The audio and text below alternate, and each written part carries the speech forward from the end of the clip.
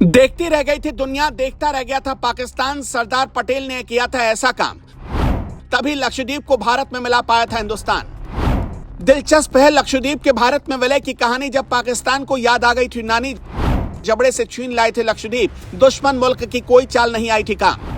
लक्षद्वीप आज भारत की शान बन चुका है। दुनिया गूगल पर लक्षद्वीप को सर्च कर रही है, तारीफ कर रही है और लक्षद्वीप की खूबसूरत तस्वीरों की वाहवाही कर रही है। लेकिन क्या आपको पता है कि लक्षद्वीप भारत के हाथ कैसे आया? अगर सरदार पटेल ने थोड़ी और लापरवाही या देरी की होती तो लक्षद्वीप भारत के हाथों से निकल जाता। लेकिन उस दिन जब पाकिस्तान के जबड़े से सरदार पटेल लक्षद्वीप को छीन कर ले आए थे, पाकिस्तान क्या पूरी दुनिया भारत के इस काम को हैरत भरी नजरों से देख रही थी। लेकिन ये सब हुआ कैसे? अगले 2 मिनट में हम आपको पूरी डिटेल बताते हैं। लक्षद्वीप की खूबसूरती तो आप सबने देख ही ली होगी। समंदर का किनारा, ऊपर से साफ नीला पानी। लक्षद्वीप सागर की यही पहचान है। और ये लक्षद्वीप सागर हिंद महासागर का हिस्सा है। इसके एक तरफ है श्रीलंका और दूसरी तरफ है मालदीव।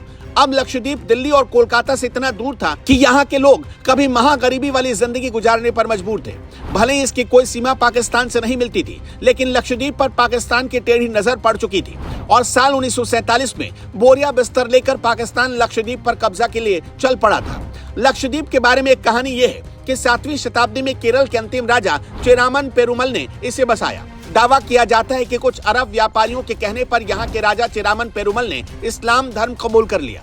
मध्यकाल में यहाँ चोल राजवंश और कैनानोर के साम्राज्य का शासन था। साल 1799 में टीपू सुल्तान की जब मौत हुई तो इस पूरे इलाके में अंग्रेजों ने कब्जा कर लिया। आजादी के 9 साल बाद यानी 1956 में ये केंद्र शासित प्रदेश बना। आजादी के करीब 26 साल बाद यानी 1973 में इसका नाम लक्षद्वीप रखा गया। इस टापू पर 1956 तक अंग्रेज रहे और 1956 में इसे छोड़कर चले गए और तभी ये केंद्र शासित प्रदेश बना। यहाँ 68,000 की आबादी रहती है। लेकिन हम आपको जिस साल की कहानी बताएंगे वो साल है 1947 की, जब देश आजाद हुआ था। उसके कुछ ही हफ्तों के भीतर की बात है। उससे पहले सरदार पटेल देश में सारे रियासतों को मिला रहे थे। एक तरफ उनकी नजर हैदराबाद, जूनागढ़ और कश्मीर पर थी तो दूसरी तरफ उनका उतना ही ध्यान दक्षिण में लक्षद्वीप पर था।